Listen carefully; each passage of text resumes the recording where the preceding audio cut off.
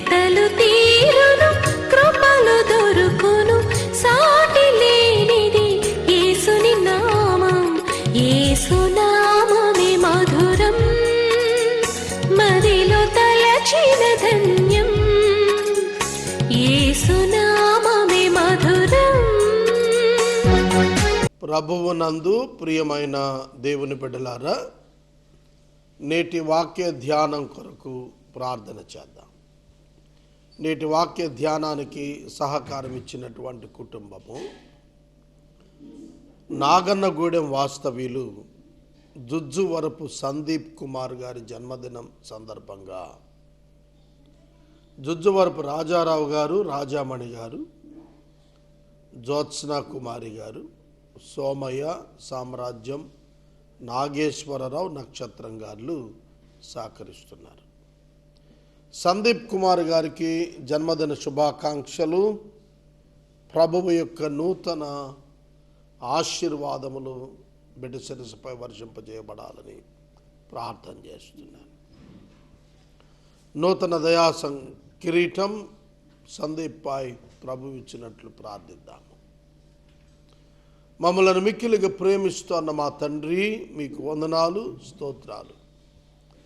నేటి వాక్య ధ్యానానికి సహకారం ఇచ్చిన మీ దాసులు రాజారావు గారు, రాజామణి గారు, జ్యోత్సన కుమారి గారి కొరకు వందనాలు.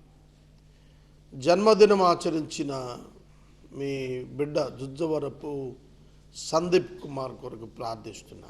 బిడ్డను ఆశీర్వదించండి. నూతన దయా కిరీటం అనే వస్త్రమును మీ దాసునిపై అనుగ్రహించినందుకు వందనములు చెల్లిస్తున్నాం. ఈ కుటుంబాలను దీవించమని ప్రార్థిస్తున్నాం.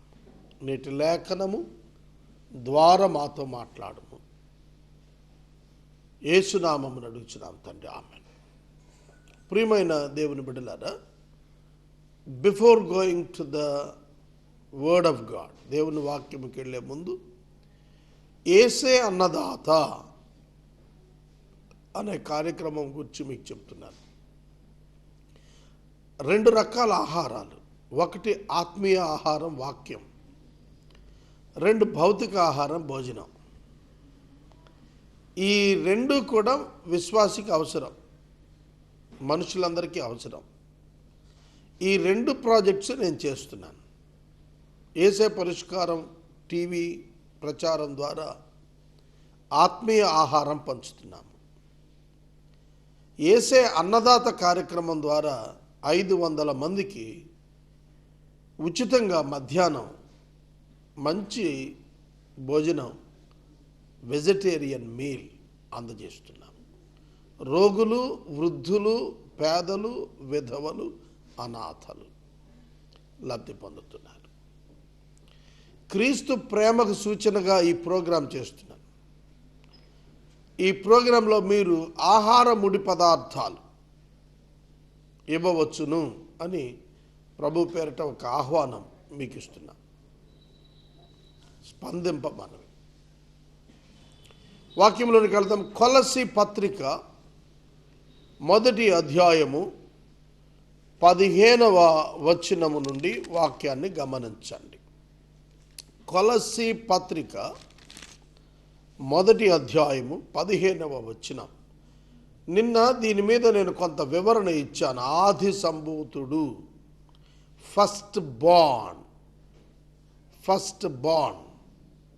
ఎక్స్ప్లెనేషన్ ఇచ్చాను. ఫస్ట్ బార్న్ ఒకసారి జాగ్రత్తగా వినండి. ఈ వచనం ఏం చెప్తుందంటే, యేసుక్రీస్తు అదృశ్య దేవుని స్వరూపి అయి ఉండి సర్వ సృష్టికి ఆది సంభూతుడై ఉన్నాడు. ఆది సంభూతుడు అంటే మొట్టమొదట ఆవిర్భావంలో కనపడి ఆయన ద్వారా సమస్తం ఏర్పరచబడింది, ఆయన యందు సమస్తం ఏర్పరచబడింది. ఆది సంభూతుడు అన్నారు. ఇది నిన్న నేను ఎక్స్ప్లెయిన్ చేశాను. ఫస్ట్ బార్న్ అంటే పుట్టడం, ఫస్ట్ బార్న్ అంటే తొలి సంతానం. కొంచెం జాగ్రత్తగా వినాలి. దేవునికి పుట్టుక ఉండదు కదా, it's true, right? Self existing, స్వయంభవుడు. ఆయన అనువాడు, ఉన్నవాడు. That is his name. ఆయన అనువాడు, ఉన్నవాడు. అనువాడు. I am who I am. Moshe భక్తుడు దేవుడు మాట్లాడుతున్నప్పుడు అడిగాడు, నీ పేరేంటి అని. నీ పేరేంటి? What is your name? Who are you? What is your name? ఎవరు నువ్వు? నీ పేరేంటి? దేవుడు చెప్పాడు. ఏమని చెప్పాడు? హూ ఆర్ యూ అనే పదం, అనే మాటకు ప్రభువే ముందే పరిచయం చేసుకున్నాడు. I am so and so. నేను నీ పితరుల దేవుడను. అబ్రహాము, ఇస్సాకు, యాకోబు, అమ్రాము. ఎవరిని ప్రార్థించారో, ఎవరిని ఆరాధించారో, ఎవరిని సేవించారో, ఎవరిని విశ్వసించారో ఆ దేవుణ్ణి. I'm so and so. Okay, right. నువ్వు మా పితరుల దేవుడువా? సరే, నీ పేరేంటి? చాలా లిటిగెంట్ మోషే. నేను అడగటం కాదులే, వాళ్ళు అడిగితే ఏం చెప్పాలన్నాడు. నీ పేరేంటి అని వాళ్ళు అడిగితే నేనేం చెప్పాలా? నువ్వు నన్ను పంపలేదంటారు. ఆ దేవుడి పేరేంటంటే, దేవుడి పేరేంటి? దేవుడికి పేరేంటండి? ఓల్డ్ టెస్టమెంట్ అంతా కూడా మోషే రాసిన మొట్టమొదటి 5 పుస్తకాలతో ప్రారంభం. ఆది యందు దేవుడు అని దేవుడు దేవుడు దేవుడు అని రాస్తూ వచ్చిన ఆయన యెహోవా అనే పదం, యెహోవా వాక్యము అనే పదాలు ఆది కాండంలో కనపడతాయి. మీకు కొంచెం జాగ్రత్తగా వినాలి, నేను చెప్పేది కొంచెం ఇంపార్టెంట్. వాస్తవంగా నిర్గమకాండం ముందు రాశాడు, ఆ తరువాతే ఆది కాండం రాశాడు. మోయాబు మైదానాల దగ్గర నిర్గమ రాశాడు మొదట, ఆ తర్వాత ఆది కాండం రాశాడు. మొదట ఆది కాండం రాయలేదు మోషే, మొదట నిర్గమకాండమే రాశాడు. దాని పూర్వపదం ఆది కాండం మోషే రాశాడు. ఆది కాండంలో మోషే వ్రాయబట్టి యెహోవా అనే పేరు వచ్చింది, లేకపోతే గాడ్, యహ్వే అనే పేరు ఉండిపోయేది అక్కడ. సో ఓల్డ్ టెస్టిమెంట్లో గాడ్ అనే పదంలో మోషే డిక్లేర్ అయ్యే వరకు కూడా గాడ్ అంటే గాడ్ అంతే, no name defined, explained. Moshe రాశాడు కాబట్టి Yehovah, Yehovah, Jehovah, I am who I am, the self existed one said, అంతే. స్వయంభవుడైన వాడు చెప్పాడు. ఏమని చెప్పాడు? మరి స్వయంభవుడు అన్నప్పుడు ఆయన యందు ఆయనే ఉనికి కలిగి ఉన్నప్పుడు how can he express himself? ఆయన తనని తాను ఎలా కనపరుచుకోగలుగుతాడు?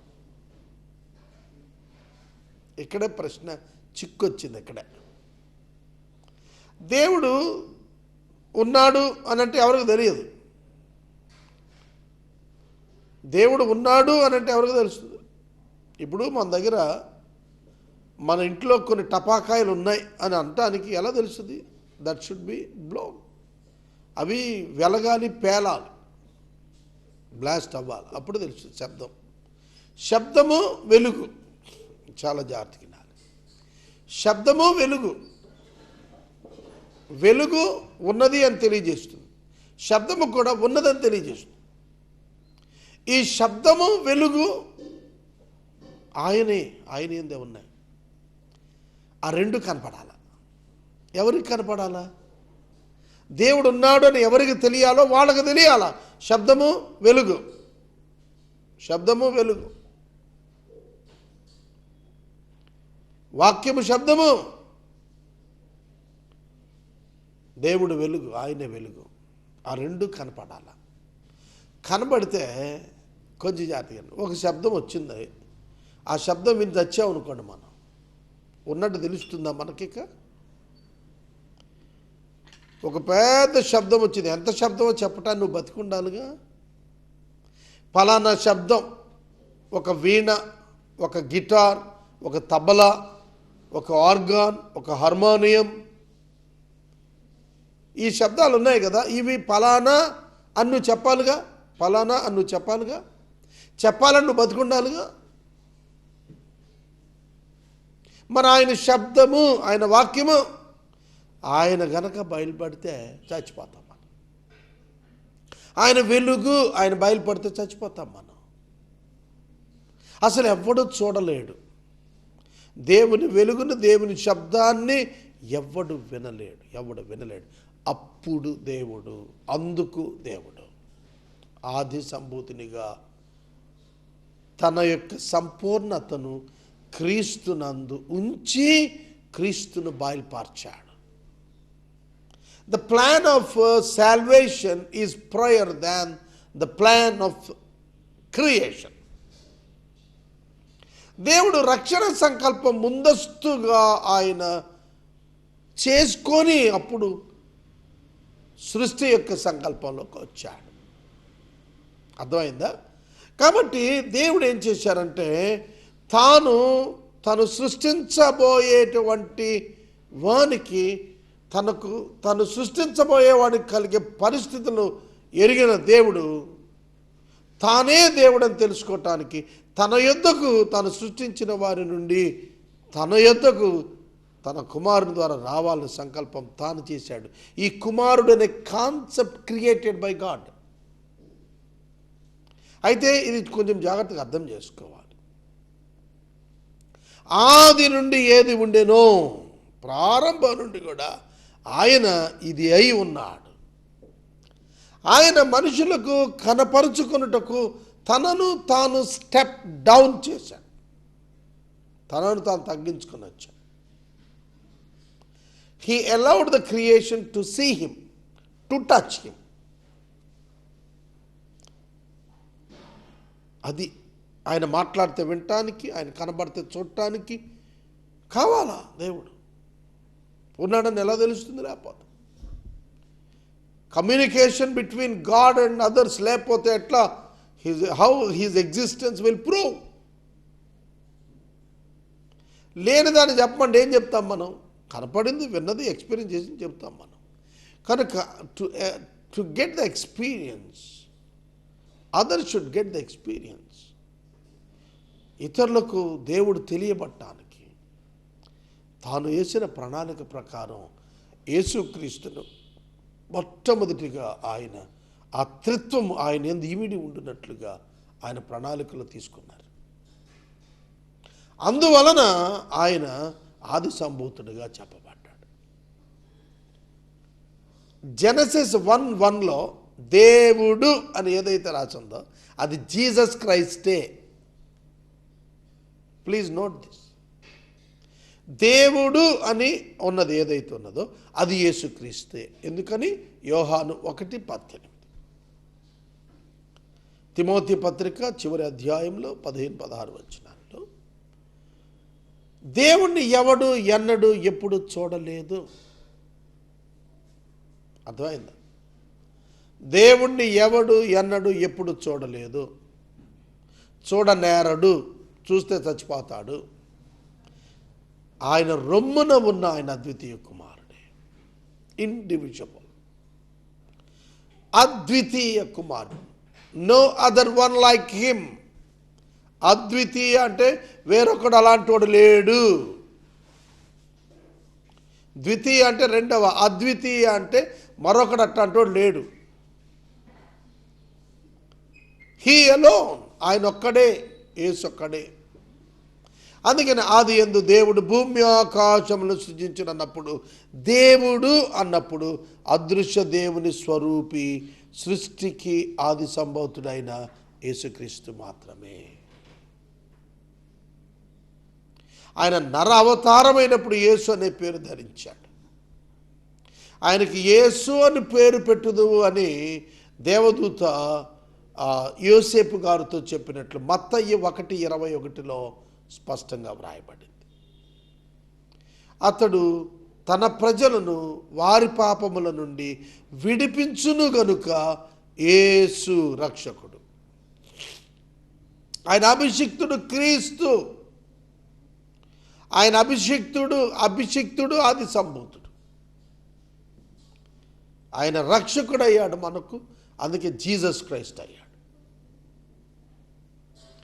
ఆయన దేవుడు నరుడు అయ్యాడు, నరుని రక్షణ కొరకు. అదే చెప్తున్నాడు ఆది సంభూతుడు అంటే అదే అర్థం. ఎలయనగా God is explaining his plan through Paul. ఎలయనగా ఆకాశమందున్నవి భూమి అందున్నవి దృశ్యమైనవి కానీ అదృశ్యమైనవి కానీ అవి సింహాసనములైన ప్రభుత్వములైన ప్రధానులైన అధికారములైన సర్వములు ఆయన యందు. ఇన్ హిమ్, ఆయన యందు సృజించబడెను. In him and for him. In him and for him, and he is before all things, and in him all things hold together. In him and for him. ఈ రెండు పదాలు మీరు బాగా గుర్తుపెట్టుకోవాలి, హత్తుకోవాలి. In him and for him. ఆయనలో, ఆయన నిమిత్తము, ఆయన చేత. ఆయనలో, ఆయన నిమిత్తము, ఆయన చేత చేయబడ్డాయి. Then you can understand the scope of Jesus Christ. యేసుక్రీస్తు యొక్క పరిధి అనంత విశ్వాలు దాటి ఉంది. ఆయన సృష్టిలో చెల్లించటంలా సృష్టి ఆయన యందు చెల్లించుచున్నది. రైట్? అర్థమైందా మీకు? సృష్టి యందు ఆయన కాదండి, ఆయన యందే సృష్టి చెల్లిస్తాను. ఆయన సృష్టిలో కనబడటం గొప్ప కాదు, సృష్టి ఆయన యందు ఉండి కనపడుతోంది. ఆయన పరిధి ఎంత? ఆయన పేరు పెట్టా నేను, యేసే అన్నదాత అని. ఇవాళ 10 రూపాయలు లేక నిలిచిన పరిస్థితుల్లో నేను చూశాను. 10 రూపీస్ లేని పరిస్థితి చూశాను. మరి అంత గొప్ప దేవుడు, ఆయన సేవిస్తున్నప్పుడు నీకే 10 రూపాయలు లేకపోవటం ఏంటి? This is the big question always raised in the minds of Christians and believers. అక్కడ నేను గ్రహించింది ఒక్కటే, ప్రణాళిక. His plan does these things like this.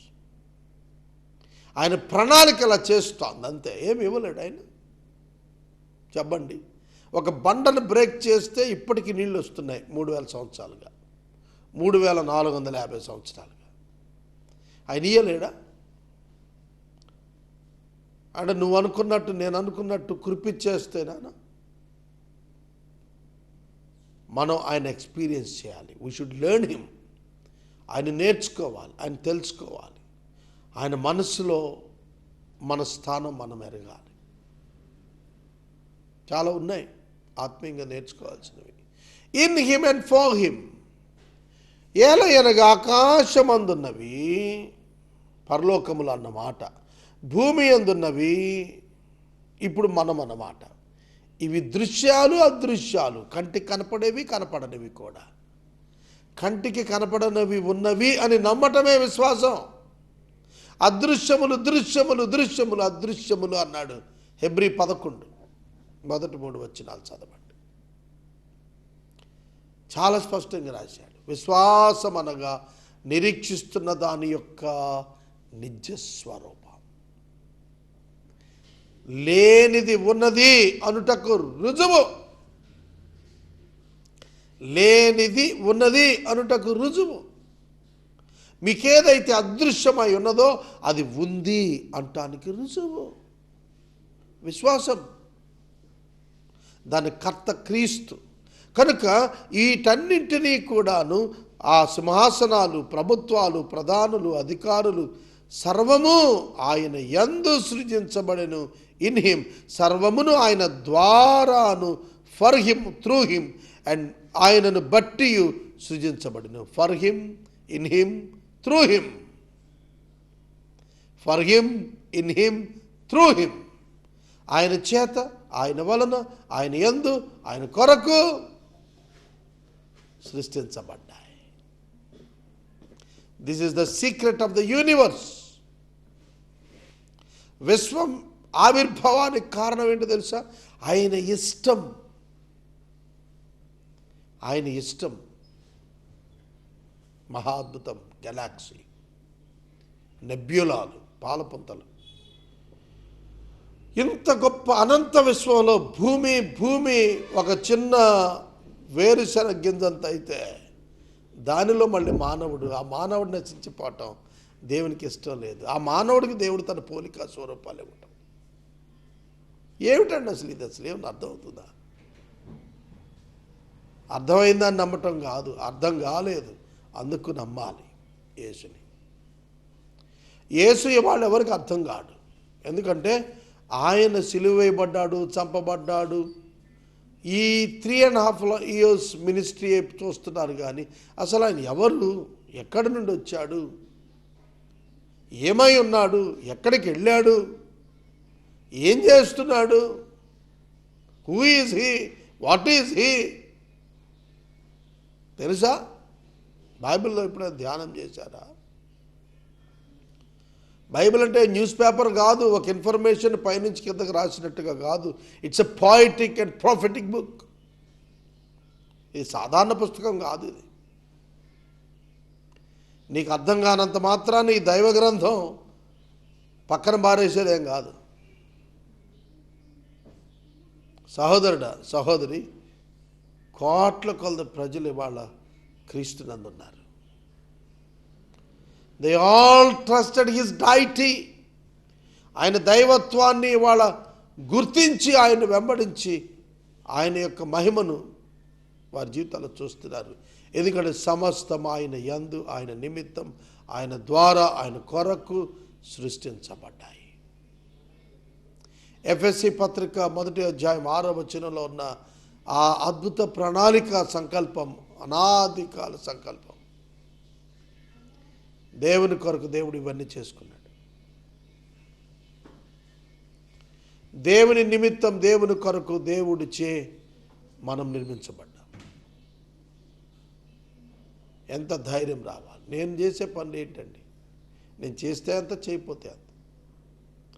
It's just simply expressing my gratitude towards my saviour for forgiving me from my all since. నా పాపాలు క్షమించాడు గనుక, నన్ను నిత్య జీవానికి వారసుని చేశాడు గనుక కృతజ్ఞతతో చేసే పనులే తప్ప నథింగ్ మోర్ దాన్ దట్ అండి. అంతకంటే ఎక్కువ కాదు.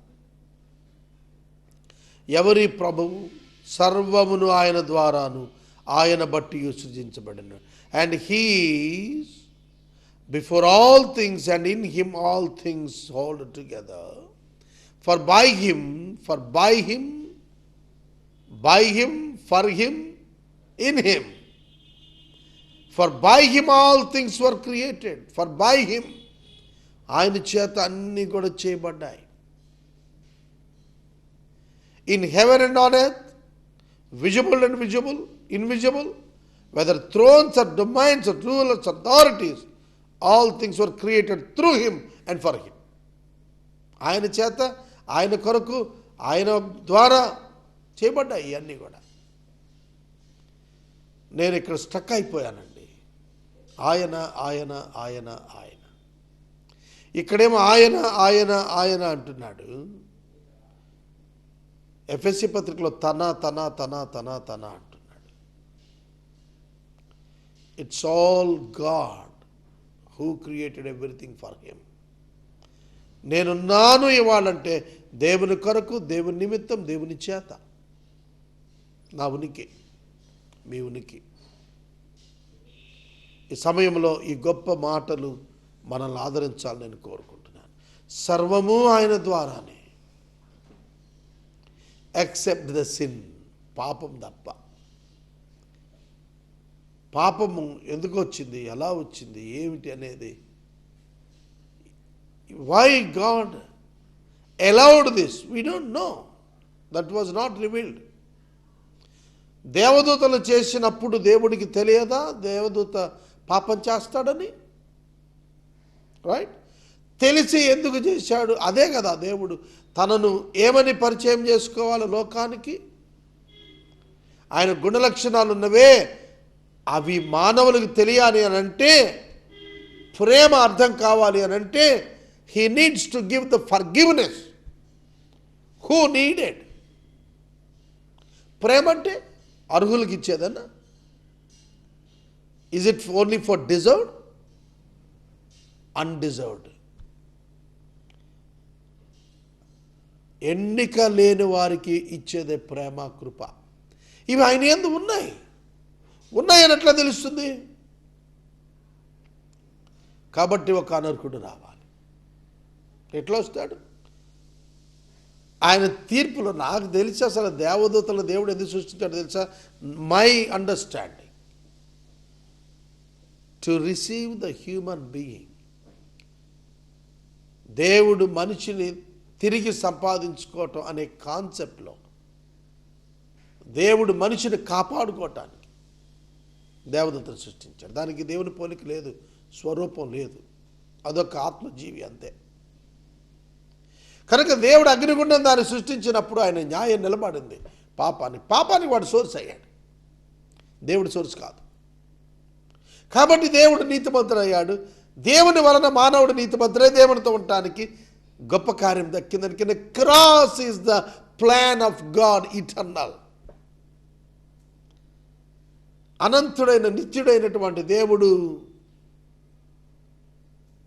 మొట్టమొదట సంకల్పించింది సృష్టిని కాదు, సువార్తను.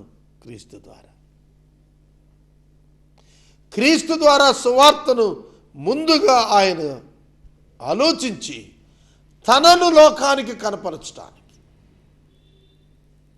సృష్టిలో మానవుణ్ణి తన పోలికలో చేసి అతనికి కృప, ప్రేమ, నీతి, న్యాయం ఏంటో తెలిసేటట్టుగా చేసి అతనితో సహవాసం ఉండటం కోసం దేవుడు యేసుక్రీస్తు ప్రభువును ముందుగా తన ఆలోచనలలో ఆయన తీసుకొని వచ్చాడు. కనుక ఆది నుండి ఆయన ఏమై ఉన్నాడనగా యేసుక్రీస్తునందు తండ్రి, కుమార, పరిశుద్ధాత్మ ఇమిడి ఉన్నవాడు ఆది అందు, అనాది అందు. కనుక ఒకే ఆన్సర్ ఏంటంటే హూ ఈజ్ గాడ్ అంటే సింగిల్ వర్డ్ జీసస్ క్రైస్ట్, యేసుక్రీస్తు. యేసుక్రీస్తే revealed God, hidden one nobody nose. ఎవరు తెలియదు. యేసుక్రీస్తు నందు మాత్రమే దేవుడు ఉన్నాడు. దేవుడు యేసుక్రీస్తు ద్వారా మాత్రమే మనిషిని స్వీకరించగలుగుతాడు. There is no other alternative. మరొక విధానం లేనే లేదు. నా టైం అయిపోయింది, నేను ముగిస్తున్నాను. రేపు మళ్ళీ చెప్తాను 17వ వచనం నుండి.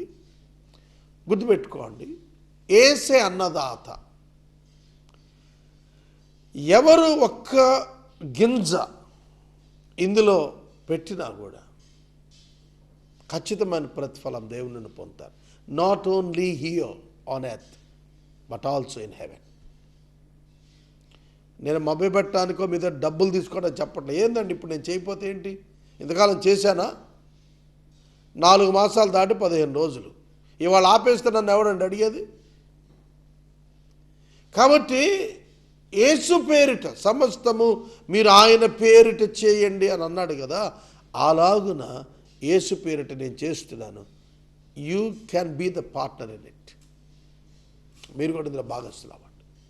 నేటి వాక్య ఉపదేశానికి సహకారం ఇచ్చిన కుటుంబము నాగన్నగూడెం వాస్తవ్యులు జుజ్జువరపు సందీప్ కుమార్ గారి యొక్క జన్మదినం సందర్భంగా తల్లిదండ్రులు రాజారావు గారు, రాజామణి గారు, సోదరి జ్యోత్స్న కుమారి, గ్రాండ్ పేరెంట్స్ సోమయ్య సామ్రాజ్యం గారు, నాగేశ్వర నక్షత్రం గారు సహకరిస్తున్నారు.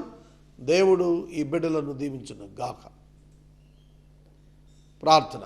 మమ్మల్ని మిక్కిలిగా ప్రేమిస్తున్న తండ్రి, ఆత్మీయ ఆహారం ఇచ్చుటకు సహాయం చేసిన జుజ్జవరపు రాజారావు గారు, రాజామణి గారు, జ్యోత్స్న కుమార్ గారు, సందీప్ కుమార్ గారు వీని ఆశీర్వదించండి. సందీప్ని దీవించి నూతన దయాకిరీటం ఇచ్చినందుకు వందనాలు. బిడ్డను దీవించండి.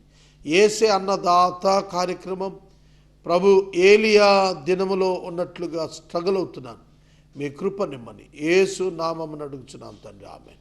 తండ్రి అయిన దేవుని ప్రేమ, కుమారుని యేసయ్య కృప, పరిశుద్ధాత్మ దేవుని యొక్క అన్యోన్య సహవాసం సదాకాలం మనందరికీ తోడై ఉండును గాక, ఆమేన్.